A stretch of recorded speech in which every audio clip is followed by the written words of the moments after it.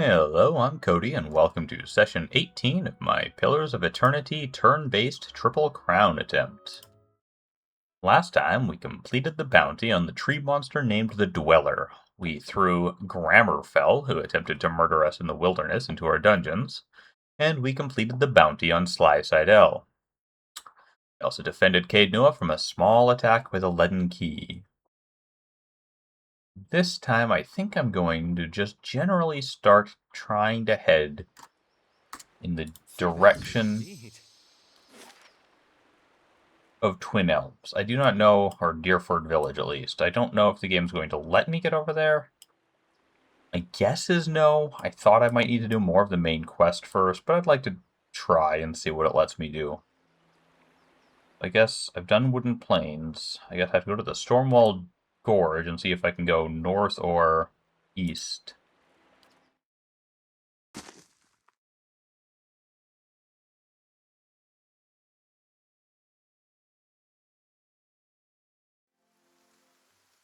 Yep, wooden trails have been constructed.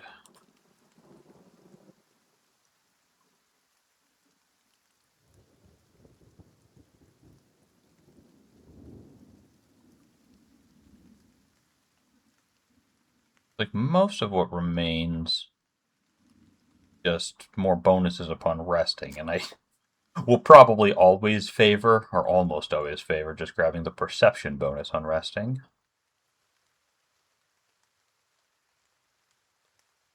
So let's grab the hedge maze for just some +3 security. Hopefully that's enough that my taxes quit getting stolen from me. I can dismiss at will, so I might as well hire some more hirelings.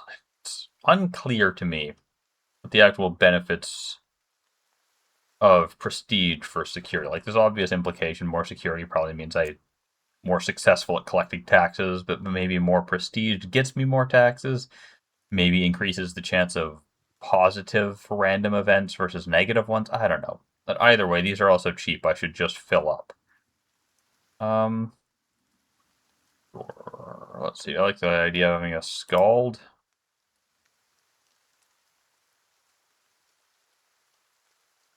I have a Erathite Cleric.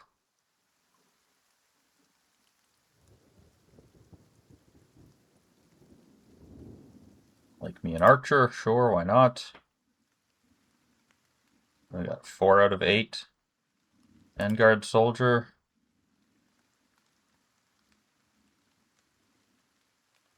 Warden of the Wilds, Vilean Shock Mage, and last, a Mercenary Mind Striker. Alright, hopefully I don't end up regretting that. Oh, it's raining.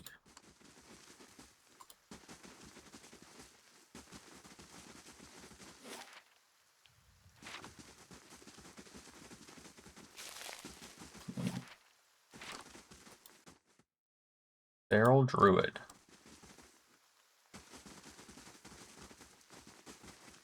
They are hostile.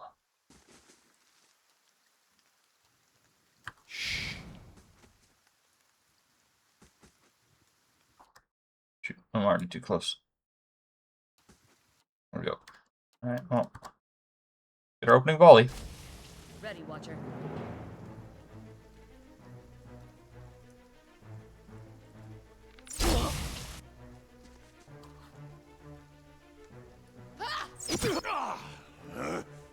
Nice. Proned one of them that I can't see. Oh. Looks like I killed one of them I can't see. Hey.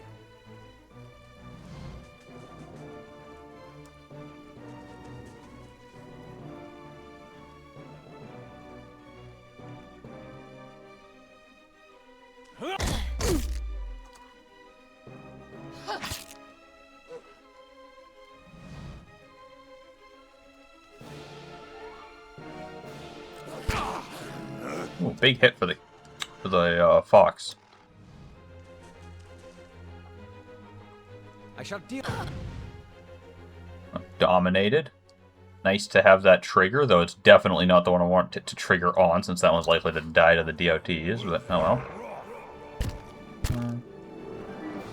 Ooh, Returning Storm. As I recall that, they can just... Once they've cast that once for, like, most of the rest of the fight, they can just keep lightninging me with it.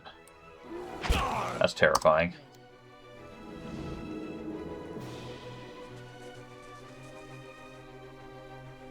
Yes?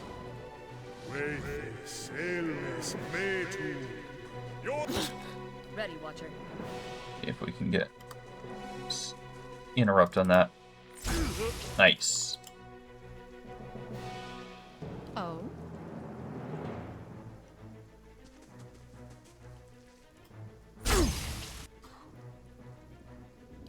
Oh, he's trying again. Let's have it out! Nice. I'm ready. Ready, Watcher. Got an arrow.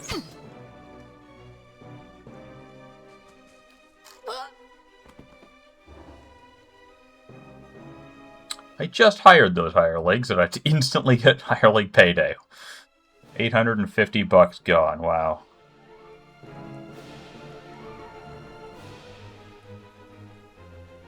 I think I'll just blast these.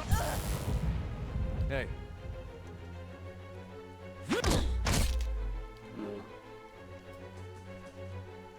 Oh. Yes. I'm here. Got an arrow for this one. Aye? I shall deal with this. Just keep interrupting it. Good job, team. Hey. Leave it to me. Following your lead. I'm here. Got an arrow. Yes.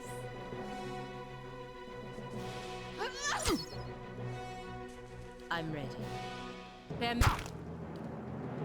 Yes? Let's have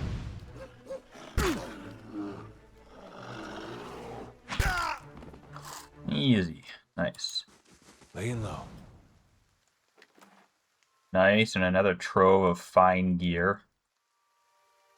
Potions of Fleet Feet, and actually a decent chunk of money just in pure cash.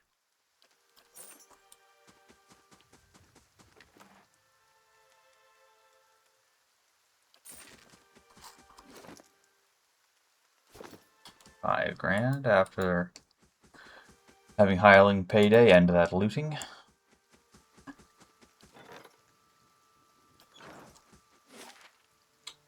These map transitions seem to be unlocking anything new yet. Maybe it's on the eastern tip of the map that'll do it. Looks more north of here, but you never know with that sort of thing.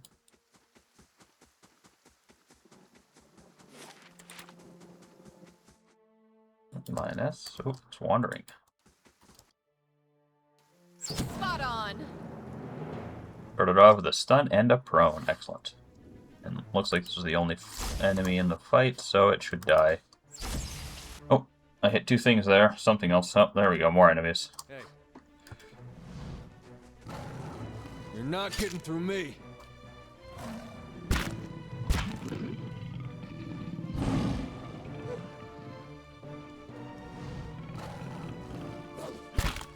Yes?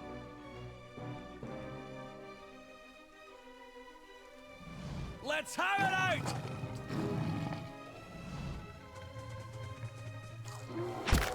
I'm ready.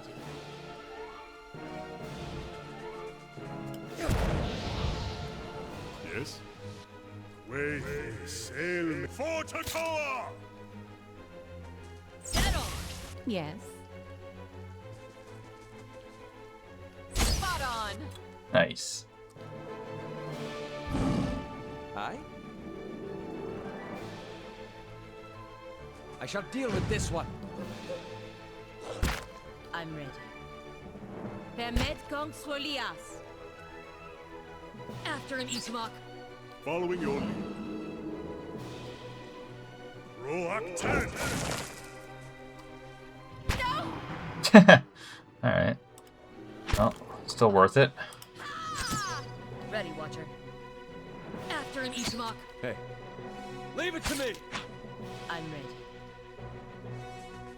For the Republics! I shall deal with this one. Ready, Watcher. Got an arrow for this one. Let us end this! Yes? Let's end this! I'm ready. For the Republics! These ones are in for a walloping! Hey. Yeah! I should use this knockdown, but Ready, Watcher. kind of just assume this fight will be over before it matters, so I've just been clicking.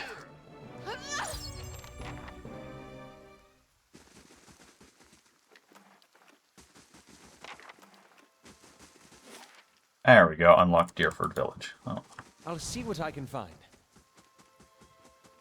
still gonna clear out as much as I can around here.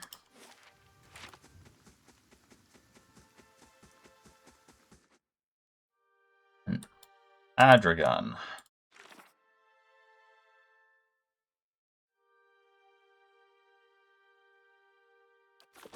Like some sort of dryad.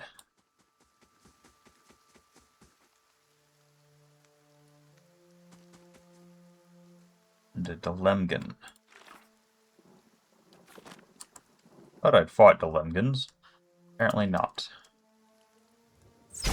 Ready, Watcher. Can't be stunned, but they can be prone, or at least the Doemenel can be prone. One of them couldn't be stunned. I saw the immune pop up. Get on!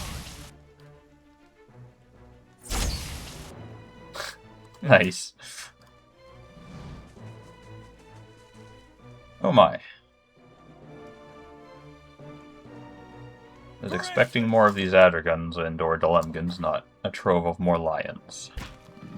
Lions are probably less dangerous, but who knows for sure.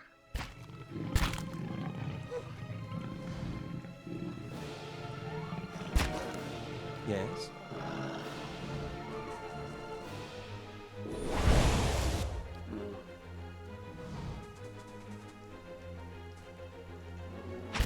That was a waste. It's gonna die at the DOTs. I always forget about that until I'm already clicked the attack button.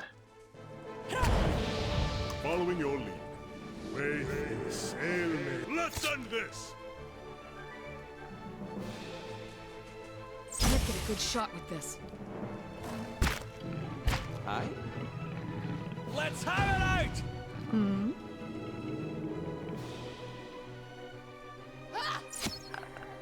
Nice. I'm ready. Permet kong swolias. Got an arrow for this one. Following your lead. Sacred Doom! 55 damage to Itumak. That's quite a chunk. How may I help? I shall deal with this one. Oh? Let us end this! Hey.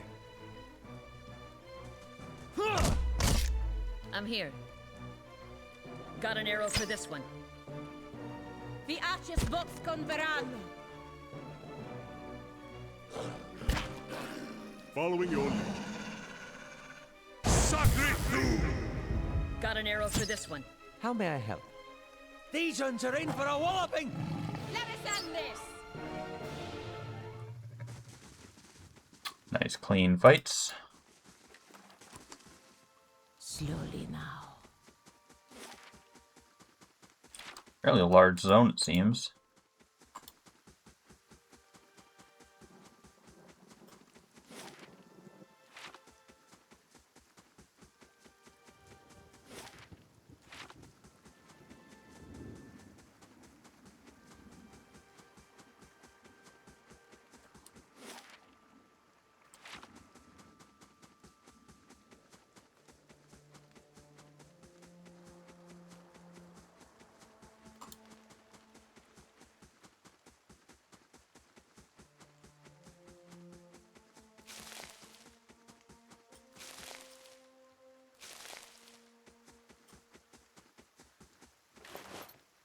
Random corpse in the wilderness, but nothing interesting on them. That's a shame.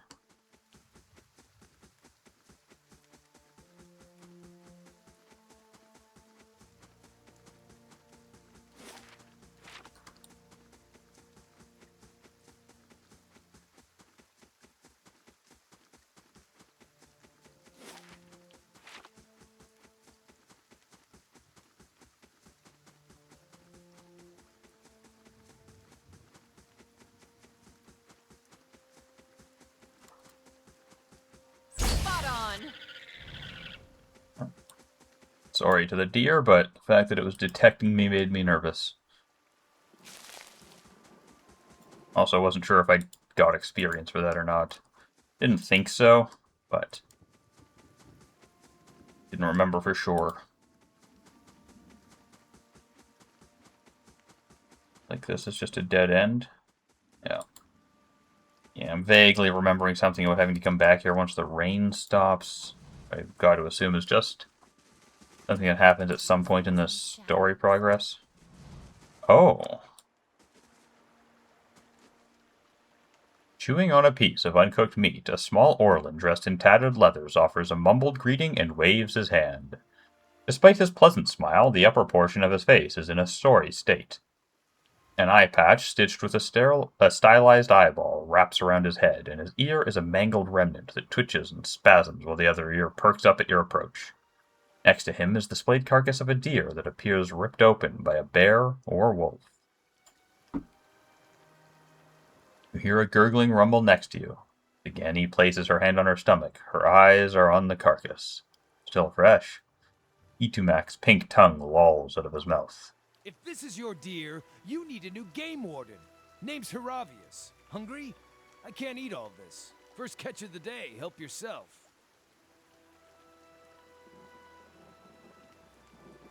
You might want to cook that first. And ruin the original texture? That's the best part!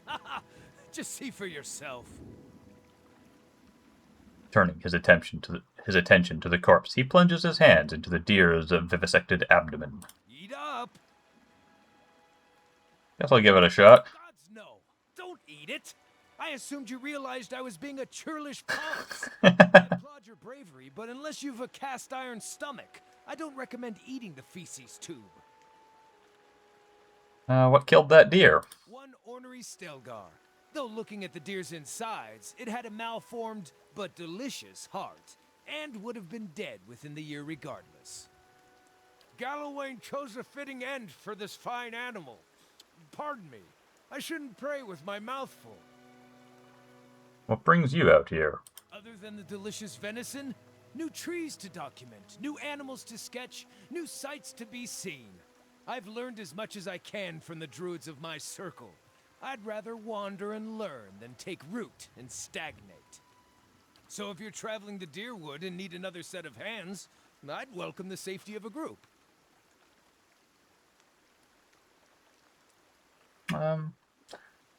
Why so eager to join me?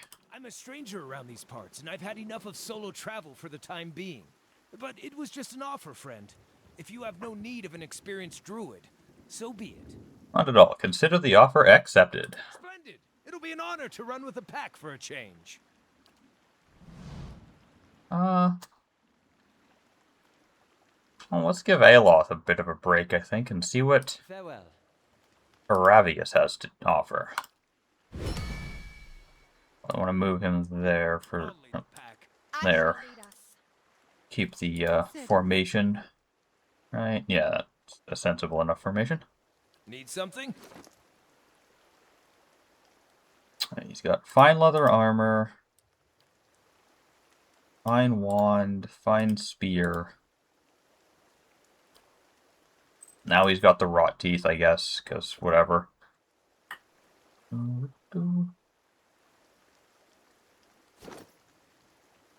Very flat stats, basically 13 to everything except res and slightly higher int and might.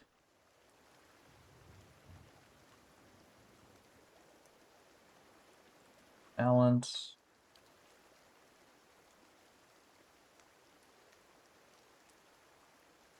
His special form spirit shifts into a Stelgar, but it counts as a cat, I guess, for the purposes of mechanics.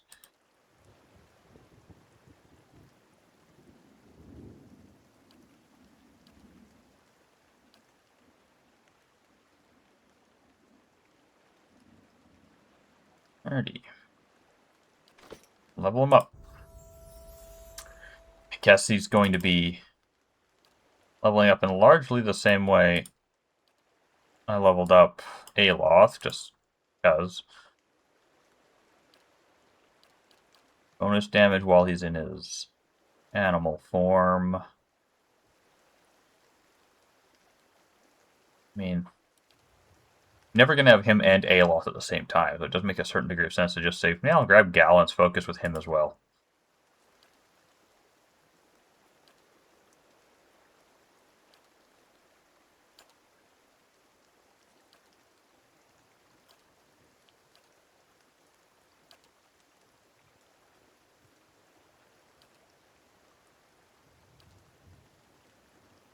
I don't know what, if any, of these would increase his accuracy when he's in animal form. Or does it, like, does animal form count as 2-weapon style? I have no idea. Hadn't really been expecting for him to join me. Kinda thought he... I remembered him as a character, vaguely, but I thought he was over at, like, Twin Elms.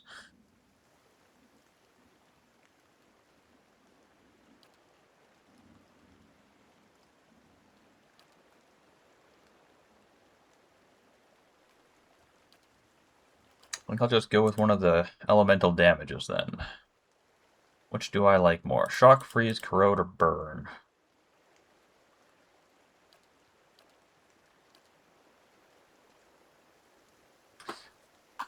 I'm gonna... Yes, cancel that. Let's take a look at his spells first.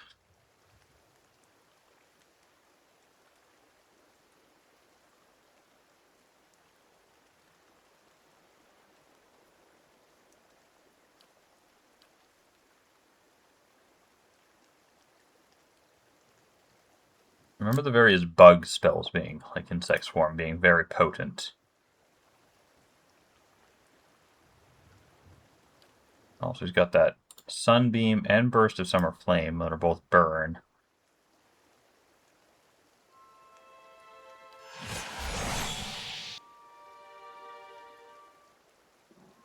A lot of his spells appear to be physical damage of some variety.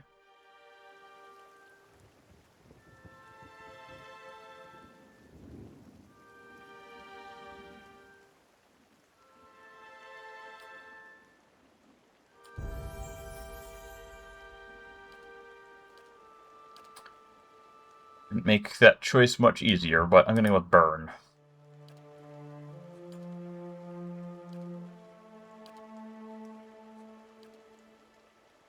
Not sure if he's going to get all the way up to level, what is it, 8, I think the rest of my team is. Oh, improve it even more? Sure.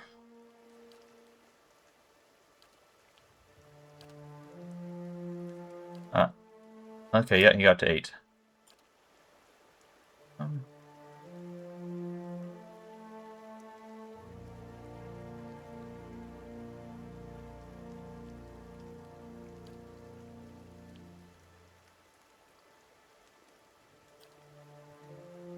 Going to get the Scion of Flame to get more burn damage. Just focus on burning. Got burn on the first 2 level spells. I didn't check 3 and 4. Hopefully he's got some there as well. Let's see. Doesn't look like any on 3. Oh, 4. It's 4 out of 5. 4 doesn't appear to have fire either, so that might have just been a terrible idea. Yeah, I definitely probably should have taken electronic. Oh, there we go. Boiling Spray has burn. But I probably should have taken electricity because it has that returning storm that I know I really like. I wasn't thinking. This is why I should go more slowly and plan. Oh well, doesn't matter. I can always respec, I suppose.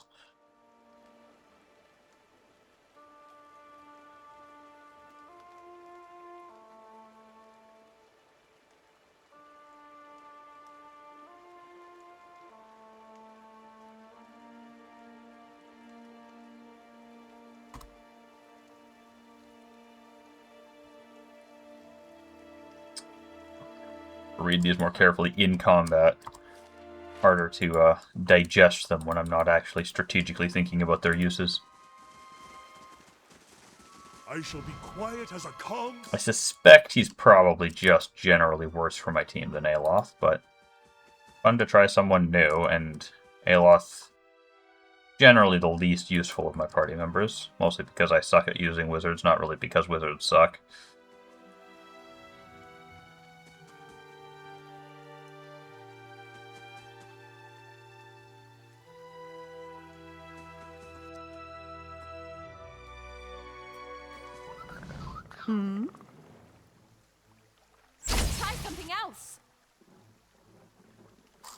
Ready, Watcher. Let's get a good shot with this.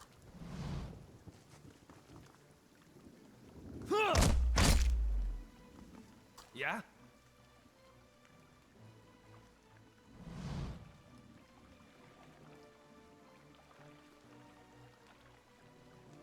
Only once per rest. Wow.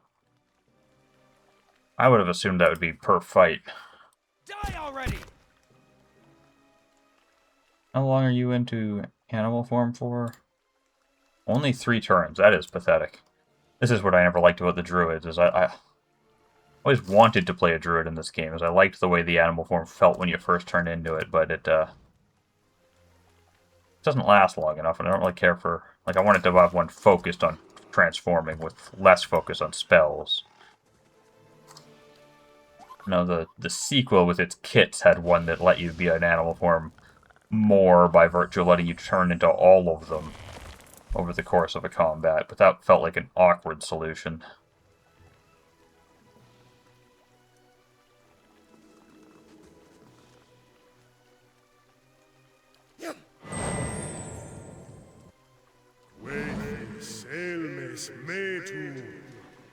Let's end this! This is a really awkward angle to approach from, it seems. Let's get a good shot with this.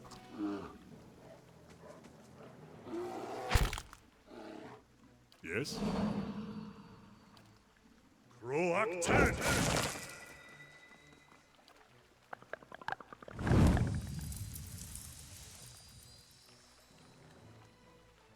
Spot on.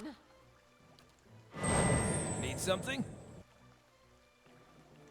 I'll chew the gristle off your skull!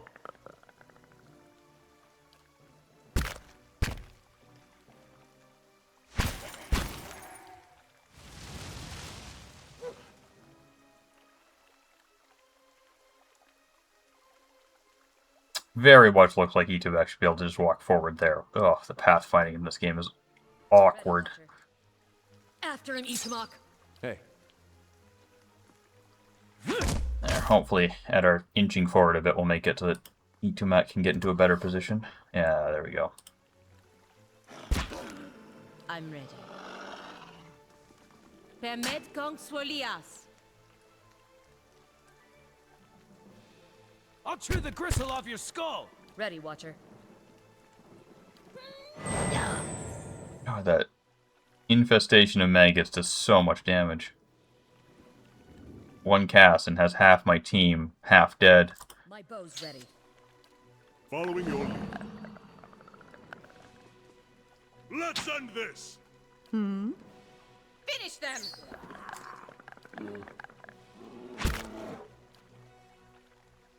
I just noticed the music has done that thing it did before, where it's gotten really quiet again for no discernible reason. Vi aces vox converano. Yeah!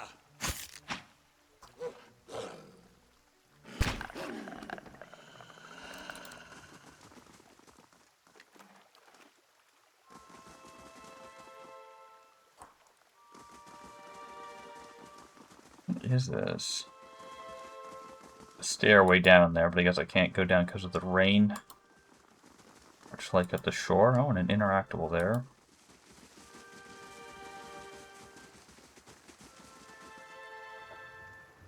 The bright sun casts its light on a pattern in the ground. You kneel to get a better look. The stone here has been carved with a few simple shapes. A small circular indentation marks the center, and a much larger circle surrounds it. You see what appears to be writing above the two circles. I examine the writing. The characters are completely foreign to you. No doubt remnants of some long-forgotten language. Okay, examine the outer circle. Several shapes have been carved along the outer ring. The most have been worn away. You can make out a crescent above the center. Yeah, I mean, going by the picture, it's clearly a moon. I guess, a moon and then, like, the sun over here and... I don't know, a circle. That could be a sun or a moon or something else entirely. Wait a while?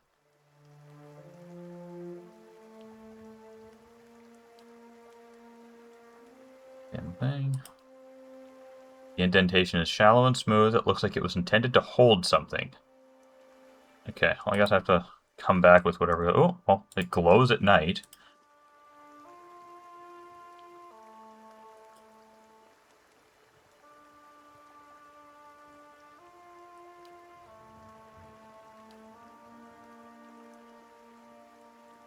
Yeah, no other options, or nothing else seems to have changed. Though it glows at night. And looks like that's all I can do here. Well, let's check out Deerford Village.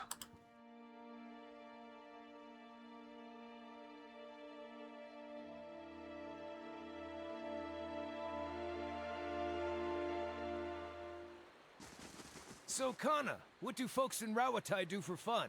Aside from each other, do you just gape at every shiny object that comes along? Or is that just what you do when abroad? Tekoa may be more traditional, but it has its share of festivals. Drink a little wine, find someone to dance with. Wine and dancing? Oh, guess I had it all wrong. So, no shark races and undersea orgies? No, that's all true.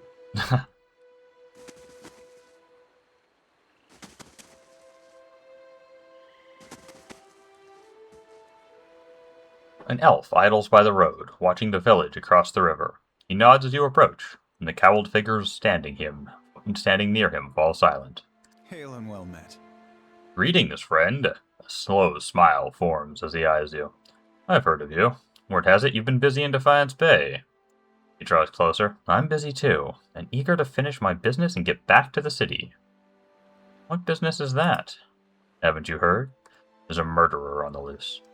Said to have gone mad with grief and strangled a dozen healthy children when her own was hollowborn. He nods at the figures with him. We've come all the way from Defiance Bay to bring her to justice. So why are you standing around here? He nods across the river. She's hiding out in the village. We'd go in after her ourselves, but the problem is, she knows our faces. There's no telling what she'd do if she saw us coming, and we'd like to avoid any further unnecessary bloodshed. He leans closer. Her name's Nifri. She's an Orlan. We want to get her out of town so that we can deal with her cleanly. She knows we're looking for her, but if someone were to convince her that it's safe to leave... Guess I could draw her out, I don't know. He nods. She won't know you. It'll be simple. Questions. What did Nifri do exactly? She was responsible for the murder of all those babies in Defiance Bay, remember? Terrible thing, but we'll make her pay alright. And remind me who? Orlan and... Okay, nothing new.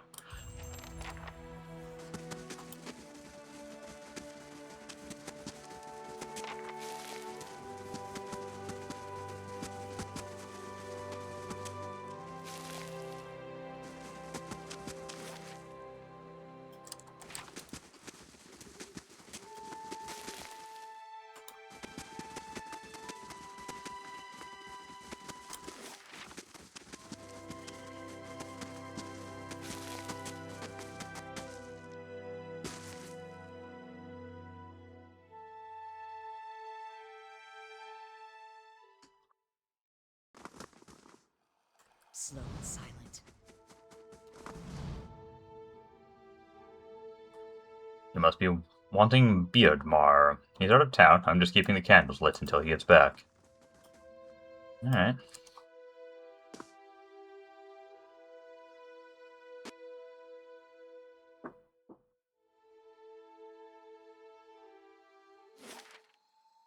You work for the Dukes of the Valian Republics, huh? Ah, for as long as they will allow. Must be nice always knowing who you're supposed to serve. Well, there are 5 of them, but even so, knowing who is easier than knowing how. Welcome. House Haran Guard. The guard sighs with relief as he looks at you. What are the odds? Stuck in this backwater only to meet the famed champion of Defiance Bay. Barath's wheel brings mercy today indeed. His demeanor grows serious. Perhaps you could help. I don't suppose you saw a young elven noblewoman on the road.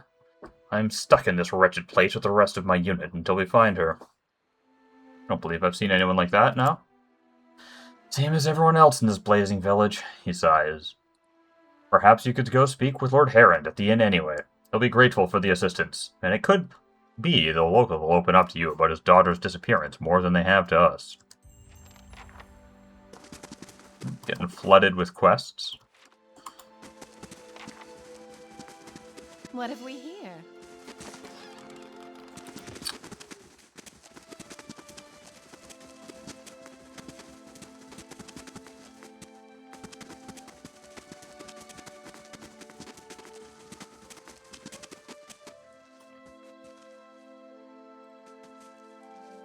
Can't talk to the piglets. Rumbled. A man paces angrily in front of a wrecked animal pen. His sun-weathered face twisted with ire. He's so wrapped up in his fury that he doesn't seem to notice you. Gallowing slobbering beasts! Blazing bloody effigy! Thrice damned salty wench and her soggy... What's wrong? That monster stole my pigs. Traipsed into the village, tore down my pen, and made off with the whole damn herd. Just left a few little runts. What am I supposed to do with them? What exactly are you talking about? An ogre moved into the area not long ago. Folk had been seeing glimpses and tracks out in the woods, but it seemed to be staying away from town, or so we all thought until it made off with my pigs. Now everyone's afraid it's going to develop a taste for kith, if it hasn't already.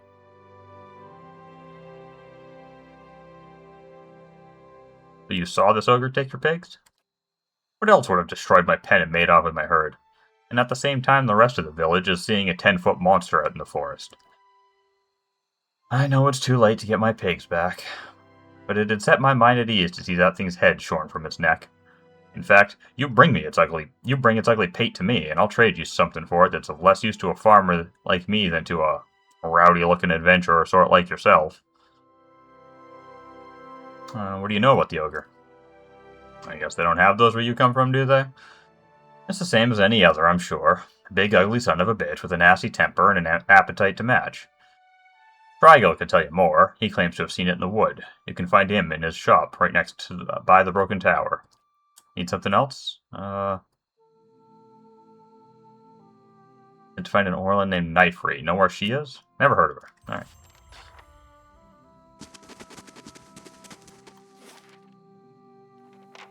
No, Ian, Apothecary. Grieving Mother, Trigal's Curriery. Alright, well, let's start with what's close.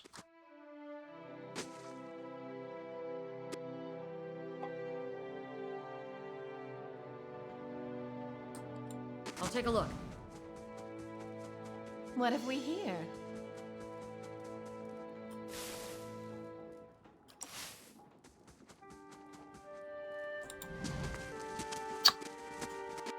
Okay, apparently taking that hairy dot from the grain pile doesn't count as stealing.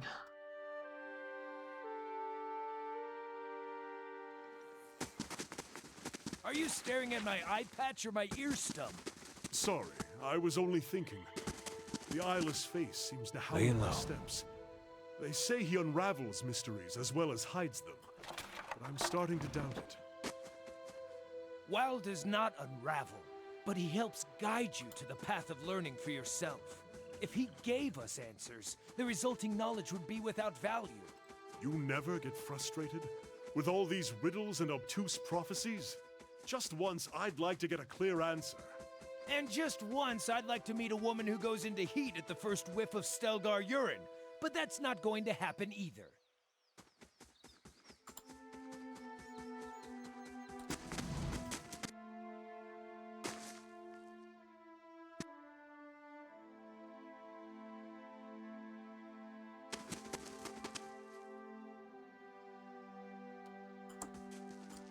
I'm on the trail. Following your lead. Oh?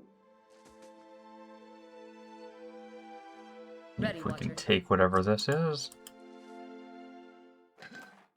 We can, but it's nothing of import. Alright. Slowly now. How do you do? A portly, smiling man stands behind a warped wooden counter, polishing a buckler. He looks up. I haven't seen you before. Always glad to see a new face in town. Company's good for business, and chatter's good for the soul. That's what I always say. Anyway, what can I do for you? What's been going on in Deerfoot? Oh, we're a quiet little town. Not much happens here, especially not since the legacy hit. People realized they couldn't have babies and just stopped trying altogether.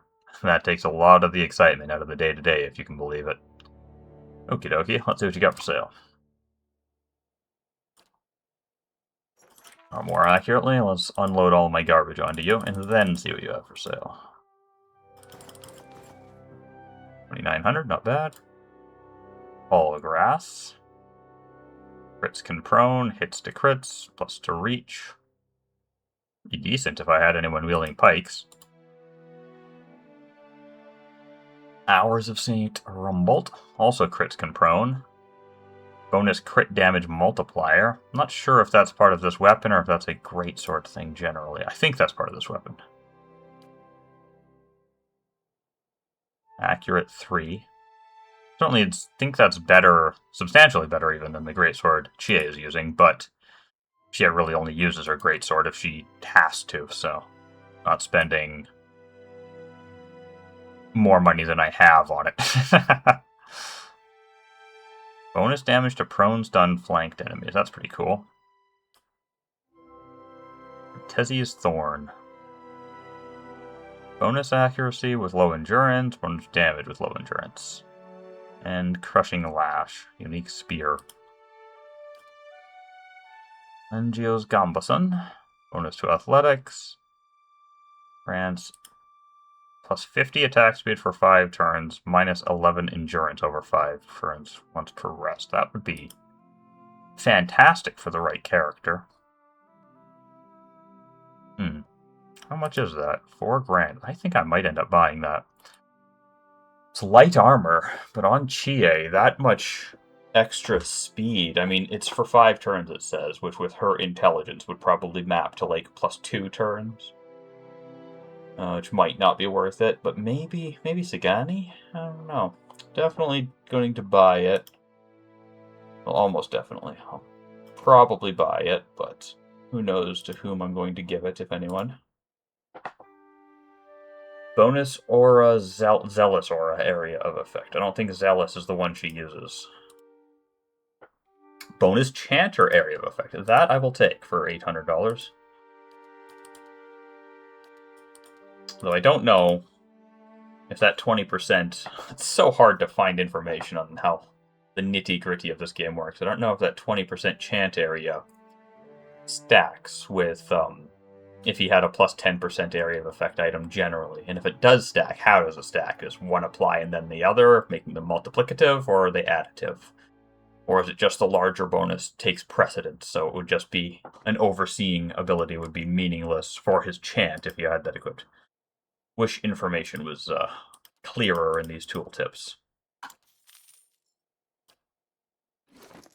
I was really expecting to gain money there rather than lose it, but Gambason seems really interesting.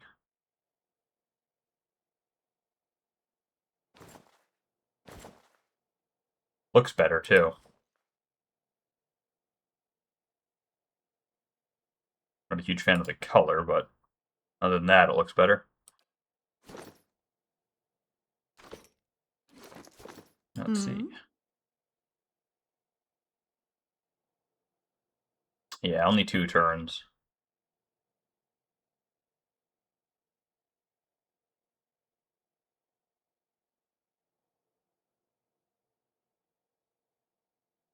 Yeah, I'll give it a shot. It more or less guarantees her multiple consecutive turns. Like, if I can get her 4 turns, she usually still gets 2 turns in the first round. If I can get her 4 turns in the first round, that's probably worth it. Oh, right, he's wearing that. Plus 2 int. It's a shame. That is good. I don't think I have plus 2 int anywhere else I can give him. I have a hat, I think. Someone.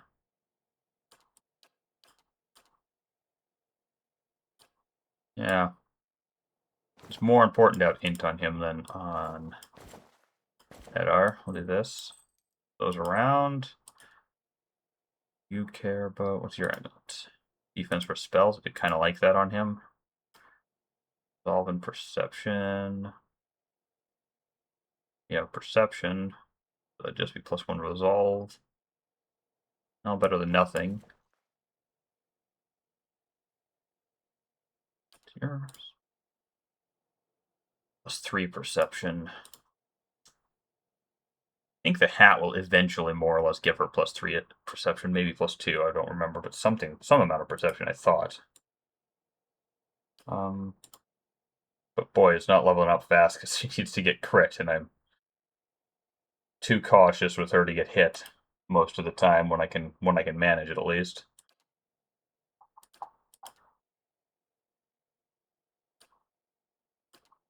Yeah, I guess I'll give it to Ravius for now.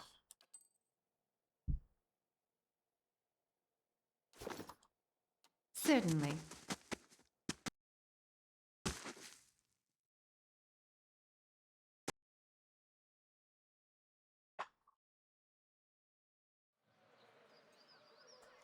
Before I knew it, the Stelgar was on top of me, and I was face down in the dirt. Arrow to the throat. I'll take a look. That stops him. What? No! I was spirit shifted, and she was in heat, so I aimed for the throat, but not with an arrow. Brass. New zone.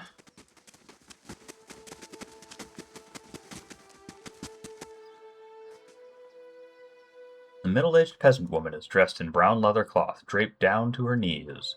Her hands are working at separating stringy, colorless vegetables in a pile before her, stripping the heads off the long fibrous stems with a paring knife. She discards the stems one by one, placing the heads of the vegetables into a small cradle-like basket in front of her. She doesn't greet you as you approach. You're not sure she even knows you're there. Excuse me? The woman doesn't respond. She keeps stripping the heads from the vegetables with a steady rhythm. She may be deaf, but there's no indication she heard you. Study her. At first glance, she seems nothing more than a middle-aged woman, unremarkable, maybe less stern than most, who seems more focused on the weaving in her lap than her surroundings. Yet you suddenly notice she's not stripping the vegetables before her any longer. She's weaving, and the vegetable pots are now missing. I gotta say, less stern seems surprising considering that portrait. That is a portrait I would describe as stern. She still pays you no mind, her brown locks torn and snagged from lack of washing. Like many of the townsfolk you've seen, there is a strange blur to her. Even the motions of her hand seem to be playing with the threads that lack color, in a shape that lacks interest. It may be that she is half-minded or deaf, that something feels wrong. As you watch, her knitting takes an odd cadence, and you have a terrible suspicion that something lurks beneath what your eyes are showing you. Her brown hair is long, almost impossibly to the length of her hands. As you follow the streams of her locks downward, the hairs become long and black, splitting off into threads of black and silver, wrapping around her hands. She is forming a soul cradle with the threads, braiding a net in front of you, each finger long and sharp like a series of knitting needles, almost hypnotic. The silver and black strands of her hair weave together, with silver predominating as a highlight, the black shadowing it. And suddenly you are calm.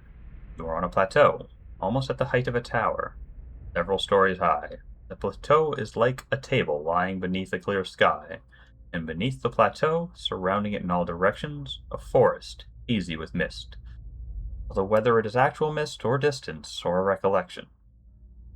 Resting in the curve of a natural arc above you is a great copper bell, half again the size of a man, hanging at attention, as if looking down on you and the event unfolding before you. The plateau has soaked in the sun, and the rock beneath you is rough and warm. The sky forms a cradle around you. You feel different, not disembodied, but you feel your body, your physical contours have changed along with the surroundings. And you hear a soft series of chimes, like wind chimes, at the sound of the scene. At the sound, the scene gains color and texture, as if the sound is beckoning you gently forth, filling your senses and thoughts like mist roiling softly into sealed chamber. And the chime coaxes you deeper into a memory, and you're certain it is the memory. It is a memory, a warm one. You're on the stone of the plateau, your knees on the warm texture of the ground. Silver, white, shimmering like Aedra. The plateau is formed of it, glistening in the sun. You can feel the heat on your skin, your wrists, your hands. Your hands are in motion, weaving, not thread, but gathering, tenderly moving along the first movements of Barath's wheel. Your hands are wet. Hands are upon the flesh of a newborn child, and you can feel the crowning of a tiny head turning in your grip. Its head slick, wet from the womb. The hands you are inhabiting have done this many times, and they are practiced and confident. You can feel distant pains in your own head as the head emerges, a stream of fluid from the womb helping the newborn slide forth, and a woman's labored breathing, crying out. Focus on the child. As your hands move, you hear the sound of chimes, clear, cutting through the haze of memory. You cannot see where they are coming from, but they are close, and they are meant as a comfort. Of that you are certain. And, coaxed by your hands, every movement causing the chimes to sound again, almost eagerly the child comes forth. And as it does, your hands are in motion, weaving, moving along the length of the soft, wet rope. No, an umbilical cord from the legs of the naked woman before you, and you are holding a small child, still wet from the womb before you. The child cries out, its cry full of life, full of soul, the ringing of chimes, echoing in its thoughts, filling it with welcome. The soul is blurred at the edges, as if you are viewing a soul from within a soul. But it is there, it is alive. The woman before you is weeping, and at her first cry, her hands reach out for it. You surrender the child to her, something you have done many times before. And as your hands move, the chimes echo the movement, and you realize the chimes are hanging from cords on your wrists, and where they once echoed in memory, they are now echoing in the child's mind as well. The chimes are intended to welcome the child, to be its first gentle greeting into the world, a soothing sound guided by the tender motions of your wrists. You are helping to weave its thoughts into perceptions, and the experience. The woman laughs with ragged joy, laughing from a parched throat. Her emotions seem soothed, but the physical demands of labor have left her exhausted. The child is here, the child is safe, and all atop the plateau is peaceful, calm, distant, flattening out as the memory persists. With effort, the scene bleeds of color, and your mind becomes your own again. There is no pull, no anchor, yet the sound of the chimes remains, and as they existed in the memory, they sound here as well, and they are hanging from the woven braids on the wrists of the woman before you.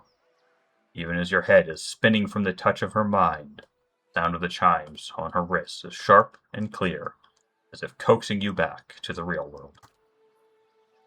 The woman still sits before you, but she is nothing like what you first saw.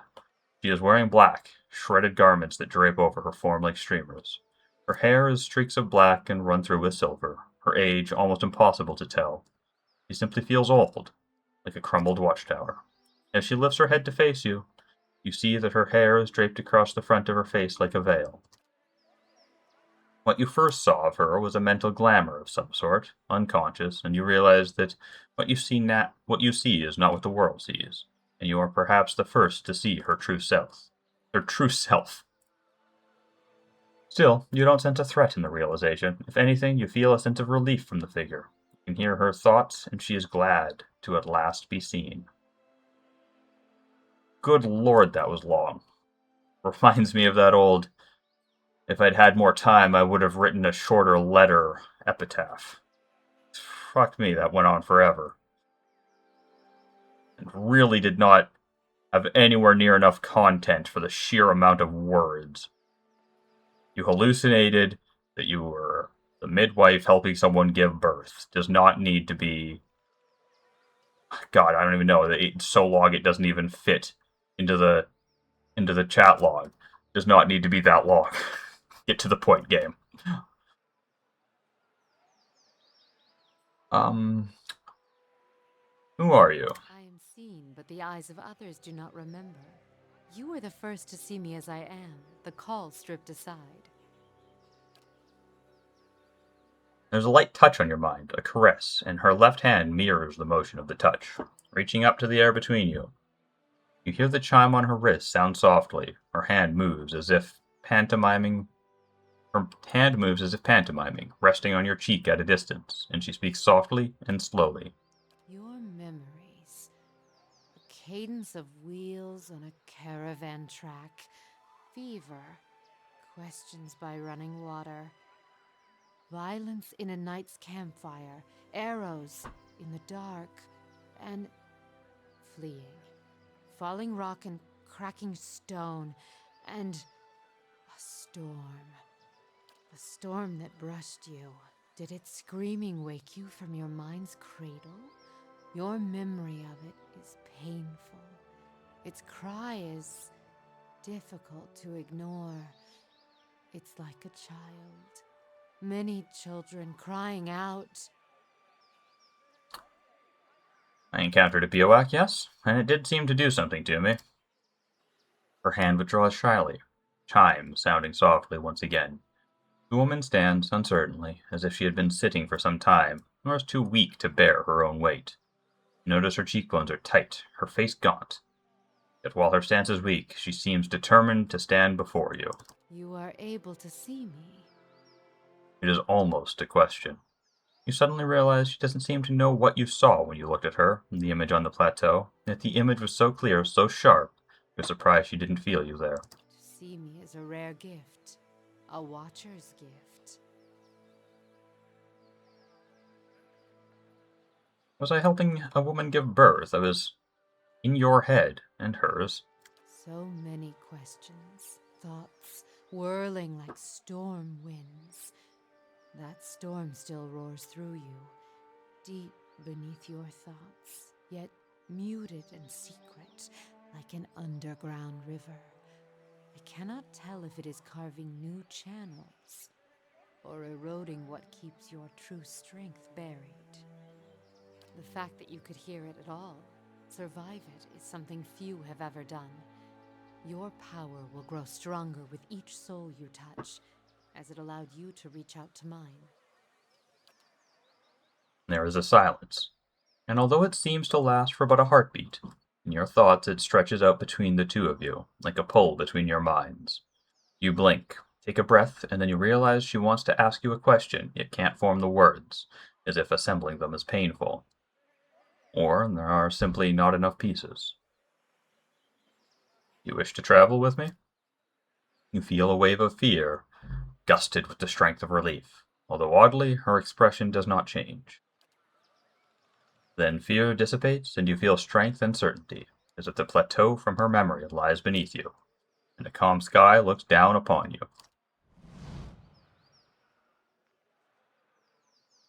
And I apparently got an achievement for that. Telling me I've recruited all companions. I was just going to say that is the last of the companions I actually remember, but I don't know for sure that it is the last. I do think there's some added in the DLC, but I don't know. I'm not going to take her right now, because I just finished leveling up Hervias, and his name Smells like my old hunting leathers. Heravius. Just finished leveling up Heravius, and haven't really gotten a chance to use him very much yet. I don't see booting anyone else for her. Plus, she's a Cypher, I know that, and Cypher was what I made my protagonist the one past time I played through the game, and I did not care for it, at least not in the high levels. I did kind of like it in the low levels, which does make me think if I'm ever going to use her, now's the time.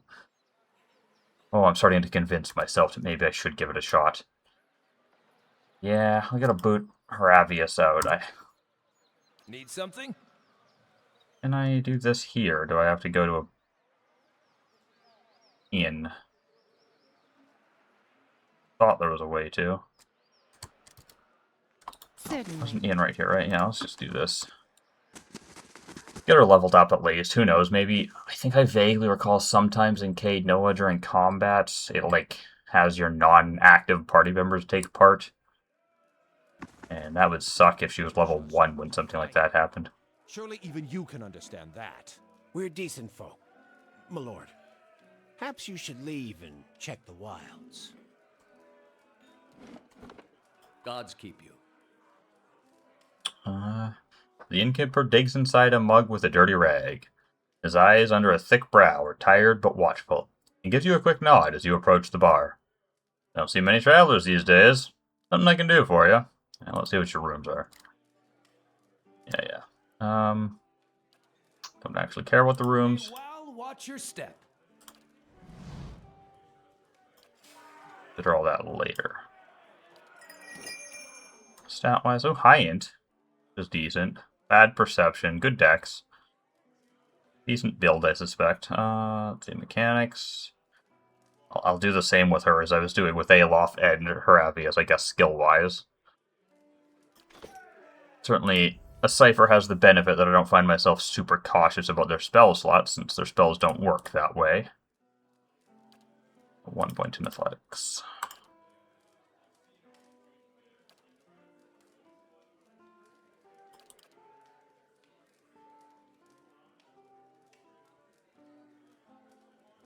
Alright, target an ally, and then it deals a small AoE around them and shock damage, but only to foes.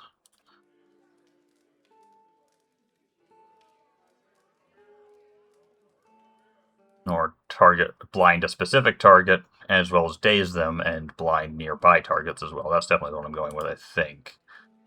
Antipathetic field. A beam attack that deals cold damage.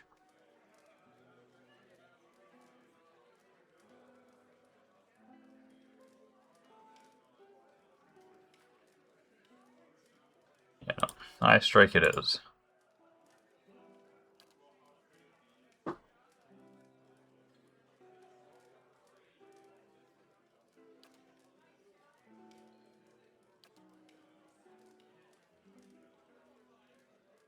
Increased focus gain is probably what I want. No, plus to max focus seems better to start with.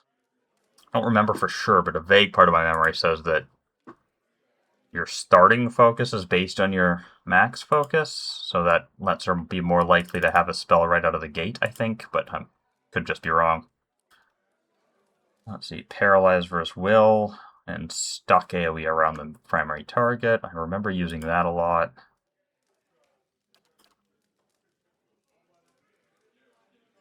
Range 10 Resolve, and gives herself a bunch of deflection. I really like the idea of draining the enemy's resolve. It greatly tanks both their will and their deflection. Basically just forces a foe to be flanked and frightens them very briefly.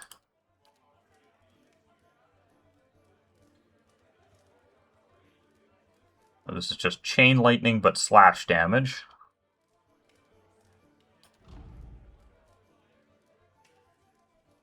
Alright, target an ally and it bounces damage to a nearby enemy. Yeah, okay, we'll go with the... what is this one? Paralyze and the slashing chain lightning.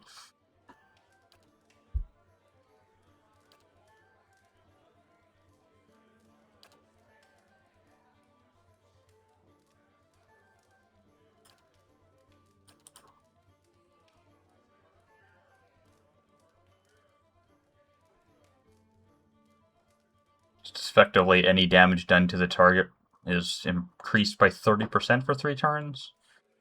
Accuracy versus will. I'll go with the minus resolve instead. Minus to resolve and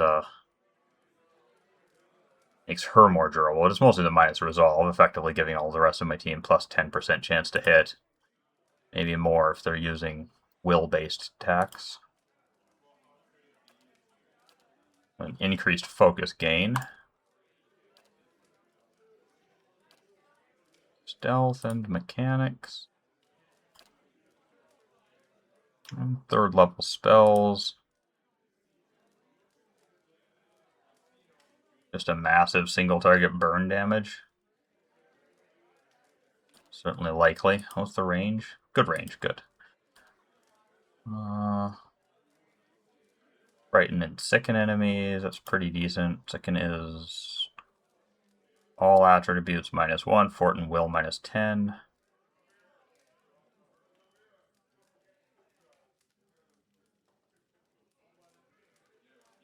Not bad. Dominate a target, that's certainly phenomenal at times.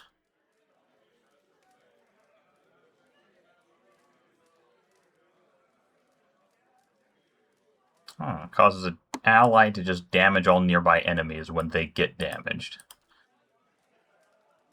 Hobble an enemy. We already hobble enemies with a lot of attacks, and it doesn't really feel that worthwhile. Weakened.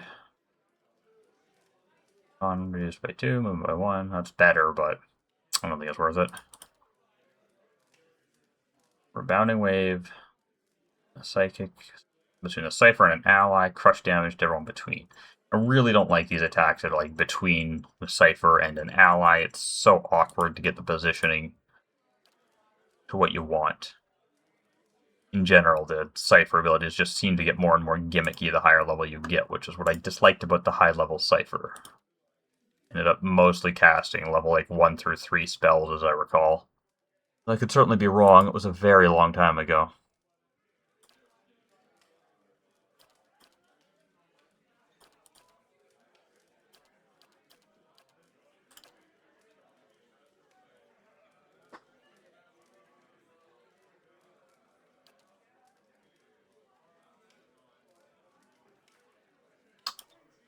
I only suspect I'm going to use ranged weapons with her.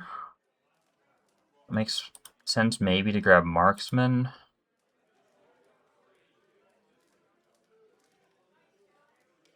Although again, I'm never going to have her and Aloth in the same team, so just grabbing Gallant's Focus probably makes more sense. Just plus 4 accuracy. It affects her spells as well. And with her int, it has a radius, not a good radius, because no auras have good radiuses, but something. Going between. An ally superficially takes on a form of a spirit, their movement is increased, and many incoming hits and crits and graces are converted to a less severe result.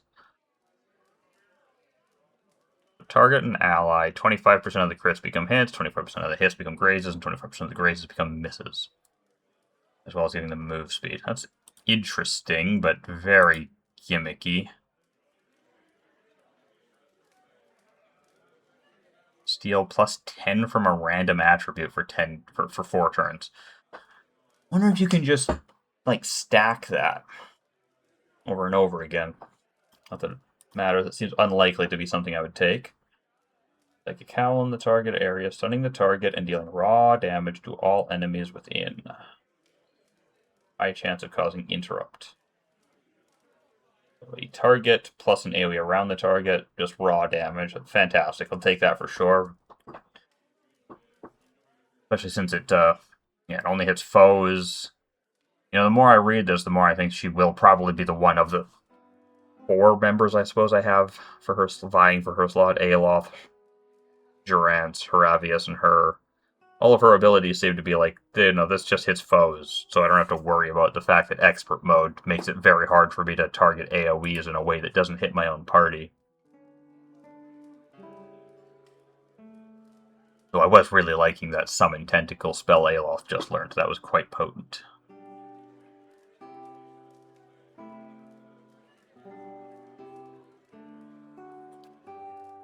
That is a huge damage reduction increase and decent endurance heal.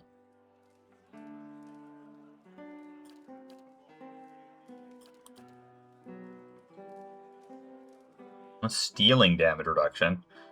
Effectively, just decreasing enemies' damage reduction, which is always good, because I remember some of the bosses have way too much damage reduction, and everyone just plinks away at 3 damage a hit for 20 minutes until you finally down them. I'll go with this for now, and if there's one more level, I'll take the steal damage reduction one. And my last talent for now. I do like Psychic Backlash, just automatically stun any enemy who attacks my will defense.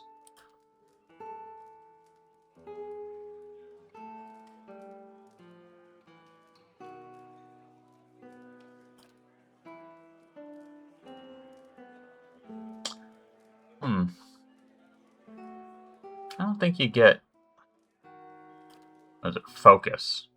You only get focus from physical attacks, from weapon attacks specifically. If I got focus from any non-cipher spell, I think I would probably consider Prestidigitator's Missiles. I know I've read people say it's one of the worst of these cross-class spells, and it probably is, but if it generated focus, it feels like it would be a great opener. But I'm pretty sure it doesn't, so that doesn't matter. Minus deflection and reflex for 8 turns. 8 turns is quite good.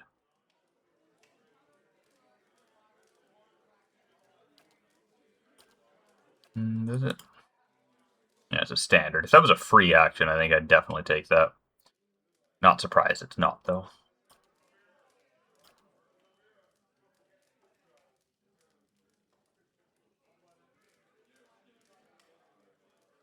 Probably going to have her use hunting bows or war bows. But I don't want gunner. I suppose it's possible I could take a crossbow with her, but not what I think would be the most sensible thing.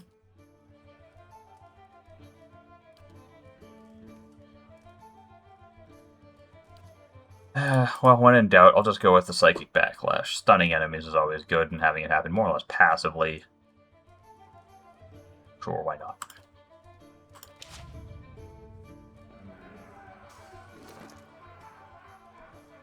Give her this Int Amulet. She got fine padded armor, sure. She's already got a crossbow, apparently.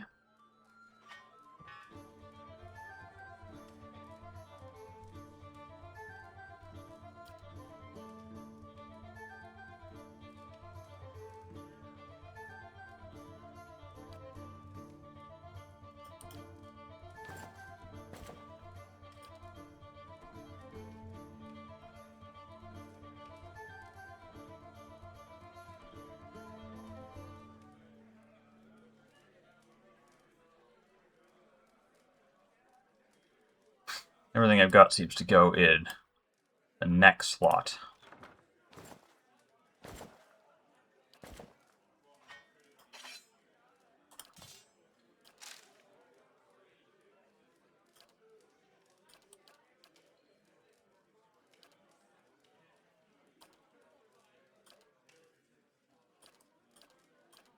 Looks like she's using a crossbow for now. Rather have her in something faster eventually, but it'll do. Oh, my initiative's up to 2.7. It used to be 1, right? This? 0.4. Who knows then? Okay. Your thoughts must flow deep. And she starts with enough focus to cast a level 3 spell immediately, which is fantastic. I suspect Soul Ignition is going to be her opener most of the time, but who knows?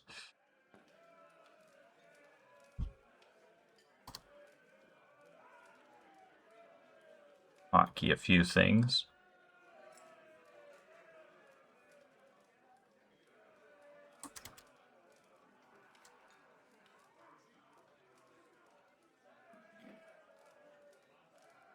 Hey, Eorn, that's the guy from the sewers. Why, it's you. Thank you, friend. You've given me another chance, and I mean to make the most of it. I've been telling everyone around here about how you helped me. Good to know. Hello.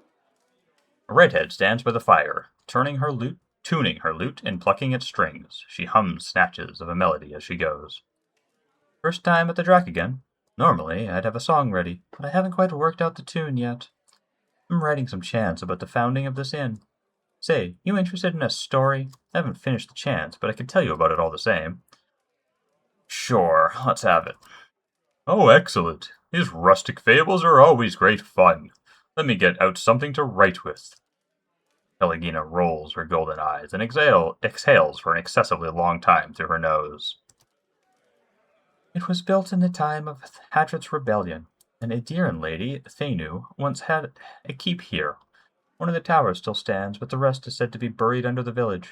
Anyway, she stuck to the side of the Empire, and a contingent of Duke Hadrit's Knights of the Crucible helped the farmers and colonists in the area turn her keep to rubble. The inn was the first building that sprang up from the ruin, but with some of the same bricks the colonists had pulled from the Lady Thenu's castle, they say.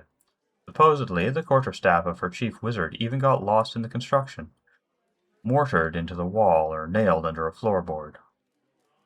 Anyway, the inn was supposed to have a haven and a meeting place while the locals built their new town. What do you mean supposed to be? Earwoods are an ornery lot, and the more these new neighbors met, the more they argued. They realized they didn't agree on much beside ousting the old lord. The biggest divide was over Glanpheasants and their nearby ruins. Hadrit's Knights and their supporters wanted to keep the peace, but a group of misfits, with more anarchic leanings, that had formed in the town wanted to go after the tribes, the same way they'd gone after their lord. Soon, the villagers were fighting with each other, as much as with the Adirans. In the end, memories of the Broken Stone War and the War of the Black Trees were fresh enough that the Duke's soldiers won the day. Most of the other villagers came around eventually, but some of the core troublemakers left to join the front lines of the War of Defiance. And others, I've heard, found their way into the Guided Compass, the most forward-looking of the Glandwithan tribes. I don't know if I believe that part myself, but it makes a good story. He points to the east wall. There's a portrait of one of the chief rabble-rousers and his rival in the peacekeeping faction. Someone's idea of a joke. I don't think they were particularly amused. Alright, well that's enough for me.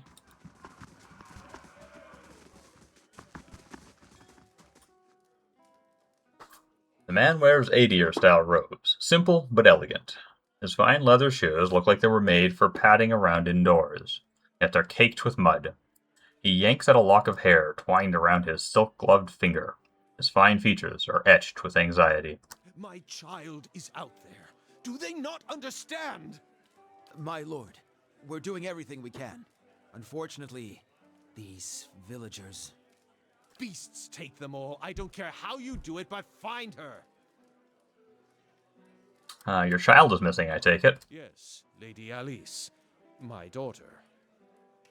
He tugs at the fingertips of his gloves. I've asked around, but nobody in this mud hole has any concerns beyond their swine. They turn my men away like beggars and seem downright pleased to be of no use.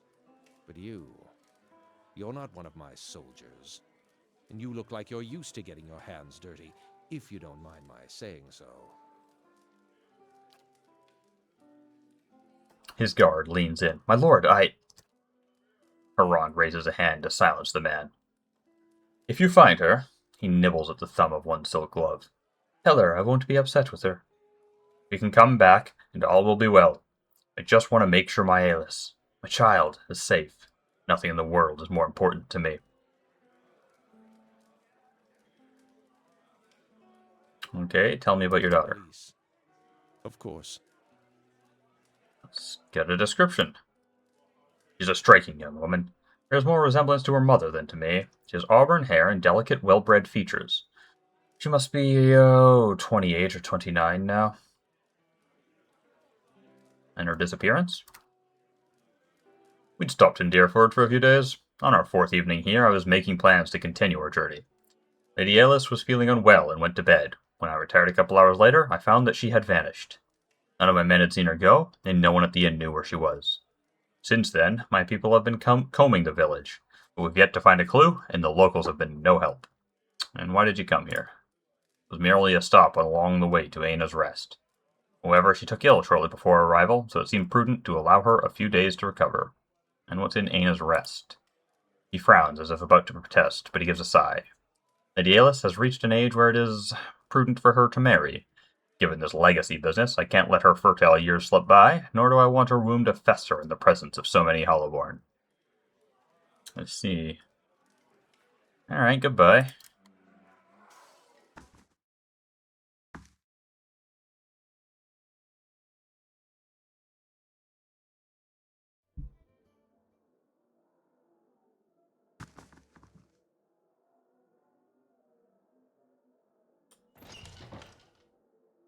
The Orlin hovers by the window, peering out of it every few seconds. As you enter the room, she watches you carefully, her hand hovering over her stiletto.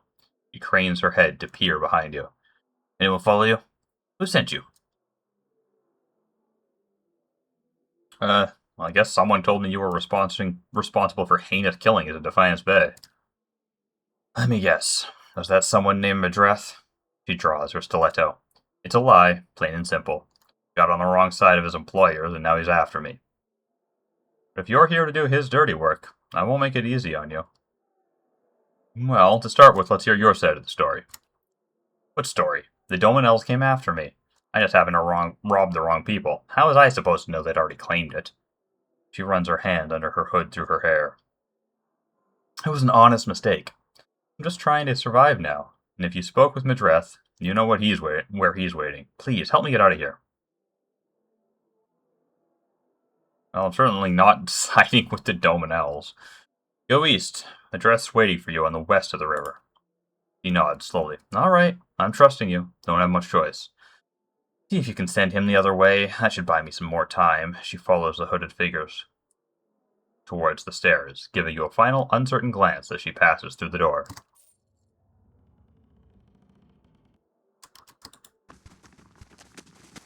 Be cautious. Be constant.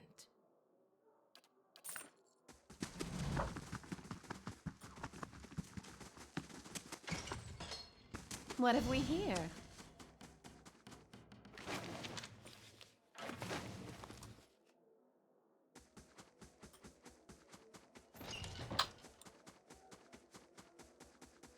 I can get it to spill its secrets. I shall make it so. It's done. Let's see, what was this? Guildmaster's staff grants minor restore minor endurance thrice per rest. That's it. And that costs 4 enchanting points? That's surprising. That does not seem good enough for that, but alright. It was once per encounter, maybe.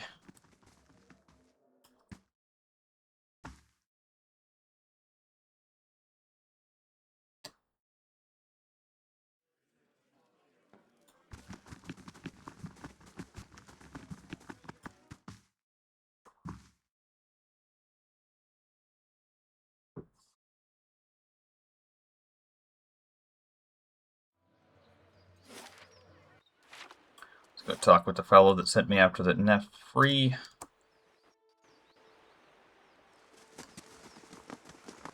Now that I know they're the Doemenels, I see no reason to care about them at the slightest. Hey. Hail, traveler.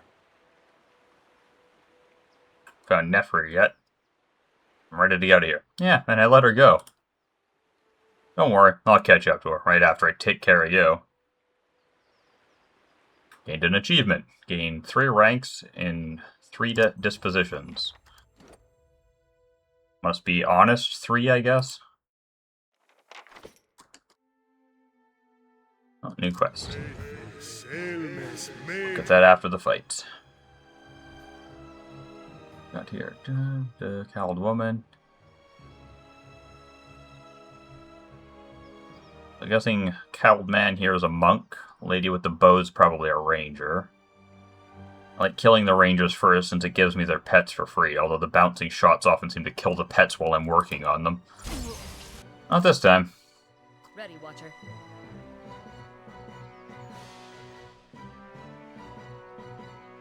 Who's fastest? You.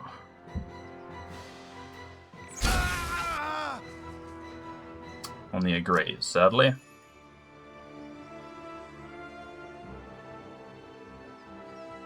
AoE frightened and sickened.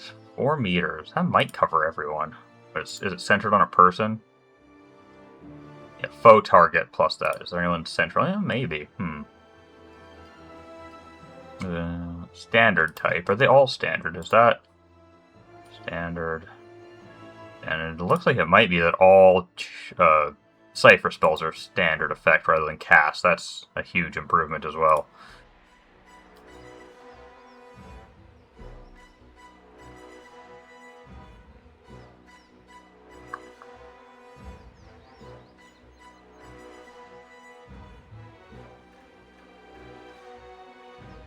Paralyzed for 2 turns.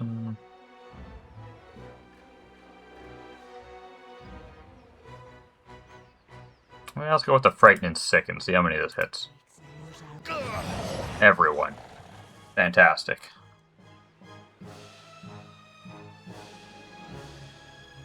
Only grazed a couple of them, but pretty good regardless. Hey.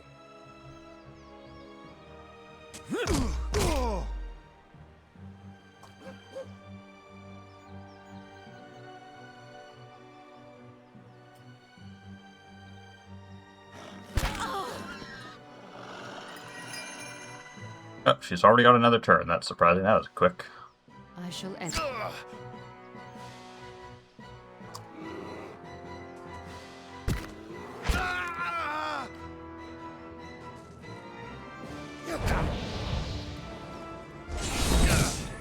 Following your lead.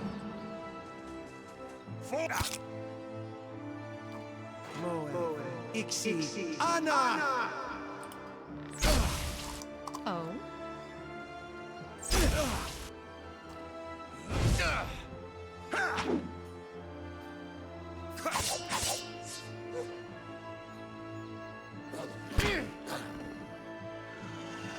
I'm ready.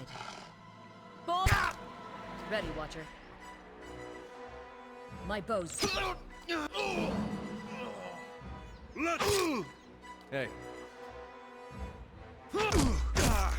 Yes. Your thoughts must flow deep. Shed no. I'm here. I'm gonna try just passing and letting Pelagina bonk him in the hopes of getting another, whatchamacallit, hobble from her. Oh, that's how that works. From her, club. Hey. Not in any real danger here, so Ready, Watcher. Hey. Following your lead. she desperately needs for this to proc at some point. I really want to see what this club gets. I've never used it before, even on my first playthrough. I did buy the hat and the belt on my first playthrough, but I never bought this One-Eyed Molina's Gold-Fingered Spike Flinger or the War Club of the Mataru, so I'm curious how it upgrades. The Arbalest has been phenomenal. Hmm? Ready, Watcher. Hey. Yes? Yes. Your thoughts must flow deeply indeed.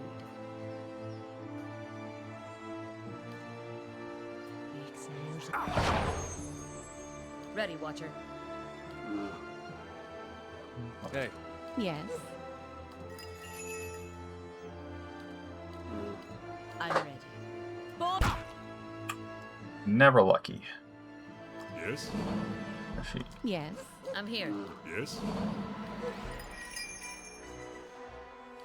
Yes? Hmm? Ready, Watcher. I'm ready. Ball! Hey. Alright, screw it. Following your Hmm? Enough futzing around, give her a couple of more tries for it. No luck. She'll get it eventually. Oh, good. Warbow.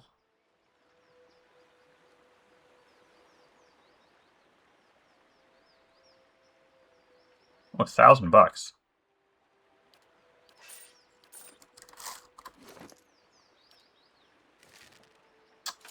Get her attacks back a bit faster. I think is more important than doing big hits with the crossbow.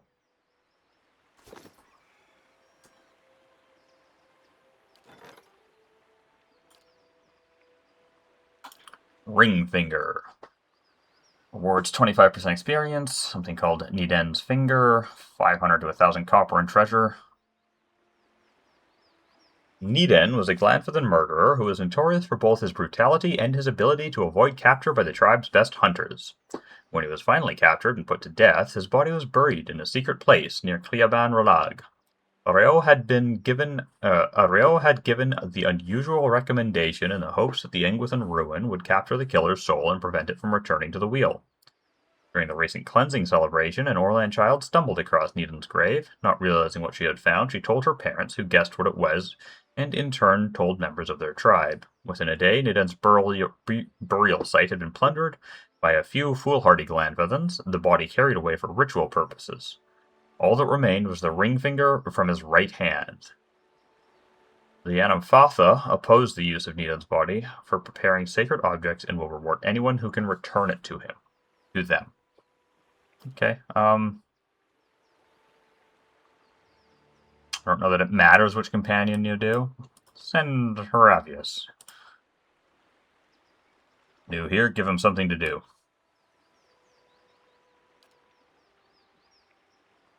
About something being built, right? Yeah. Hedge maze, how much longer is that? 19 hours.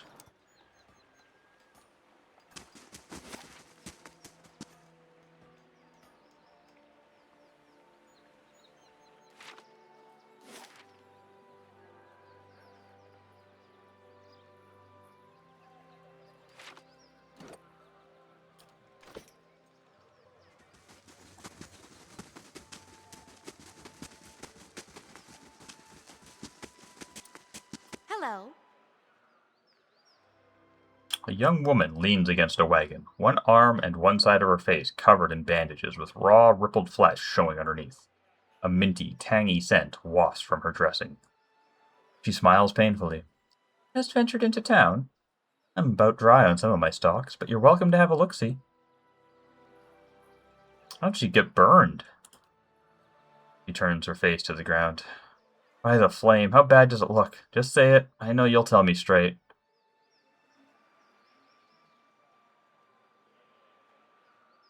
Who cares how it looks? What matters is that you're okay. Suppose you're right.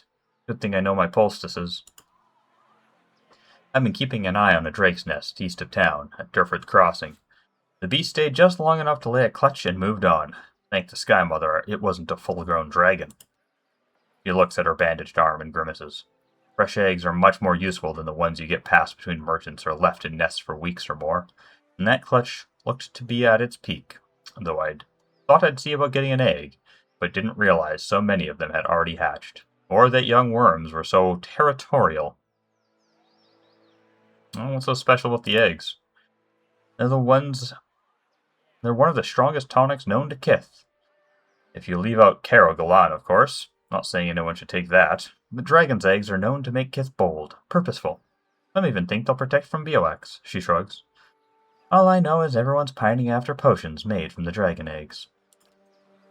But the damn roads can't reach none of my suppliers, so I'm stuck with whatever I can scrounge up in the wood. Deercap, riverweed, and the like. Oh, I'll try get the egg for you. She keeps her gaze steady.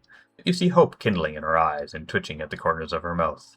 I sure hope you're not leading me on. I don't think I could stand getting burned again. She bites her lip. If you really mean to go after it, I'd certainly pay you. Just remember, big as they are, dragon eggs are fragile. And there's a lot more I can do with a whole one. Good day to you. Anything else I can do for you? I've got some handy ointments, if you're braving the roads anytime soon. Show me your wares. Sure thing. Let's sell more garbage that I've just recently found.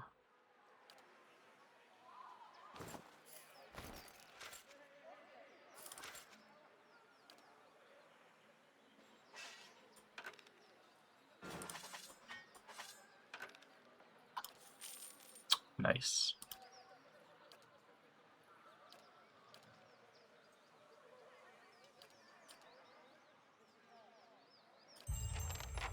Welcome. Actually, I'm looking for a missing noblewoman. Oh, that lord's daughter? She was a new shade of green when I saw her the other morning, chatting with Triggle, she was, just outside his shop. What was wrong with her?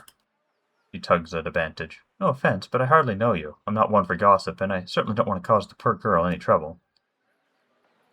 Lord Tehran said she was ill from travel. And we're no road sickness. Trust me, I know it when I see it. Alright, thank you for the information. Looks like...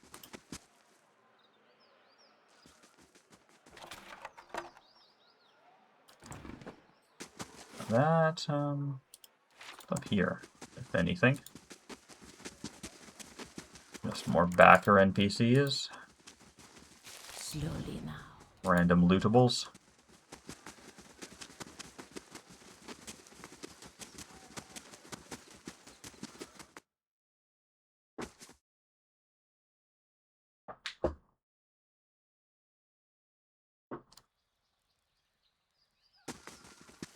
Ready, Watcher. I can't find it anywhere, Nev. We'll talk about this later. Get back to the dyes, I'll take care of the customer.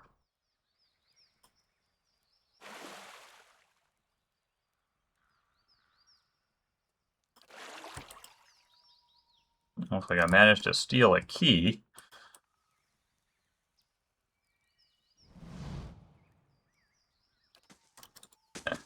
Sure thing. How do you do? A sturdy, broad-shouldered man wipes his hands on his slacks. He reeks of the same foul compound wafting from the vats, and his arms are stained with dye. He looks at your calloused hands and nods approvingly. Fellow tradesman, eh? Hate to say it, but you won't find much work here. Well, first things first, let's see what you got for sale. Random exceptional and fine items. Oh, a couple of accessories. Minus 27% crit damage taken. What a bizarre number to decide. And plus 2 endurance per turn. It's kind of like having such permanent regen on people. It's one of my favorite things, in a way. Even though the way health works in this game makes that less worthwhile than it otherwise could be. That's Pelagina.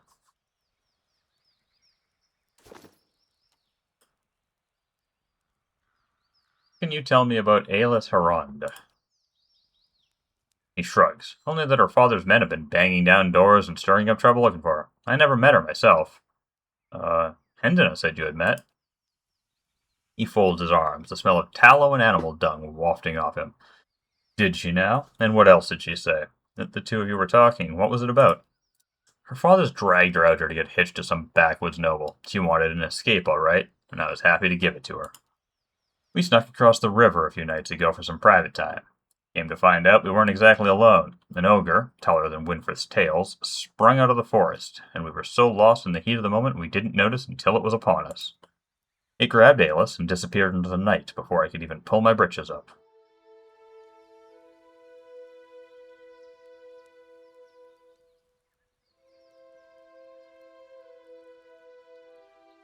And why didn't you mention this to her father? His lordship's guards have bashed in enough doors looking for the girl. I'm not eager to have them do the same to my head. He measures you with a gaze. She could still be alive. I'm in no shape to go after her, but that Haronde looks like he'd have coppers to spare for anyone who found her. He scratches his cheek with fingers stained red and yellow. Others around here have seen the ogre east of town. Took out most of Rumbold's pigs just the other day. If someone were to find it, there'd be a lot of grateful people in Deerford. Rumbold did mention something about an ogre. He's hardly talked about anything else since those pigs of his went missing. The whole town's being worried about that monster. People are starting to see shapes in their windows at night, hearing its growl and the snoring of their mates. It would put a lot of minds at ease if someone got rid of it. He scrapes at red pigment under his fingernails. Sometimes venture into the wilderness, collecting ingredients for my dyes, mind you. I've seen tracks east of here, near the river. Couldn't have been anything else. It's in the collapsed tower. It's collapsed. Nothing. He rolls his eyes and shrugs. Few hides on stretching racks and the tallow stench danglers always grumbling about. And the rest of the keep's dust, just like the fool lady Thanu who tried to hold it. There's a bard at the inn who'll tell you about the whole blazing story if you want to hear it. Alright.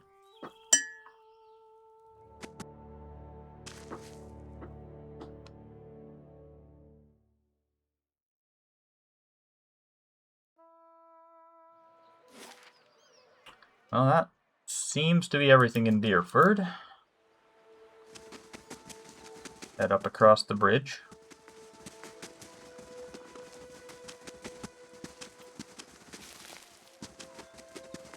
Look for more plants to loot.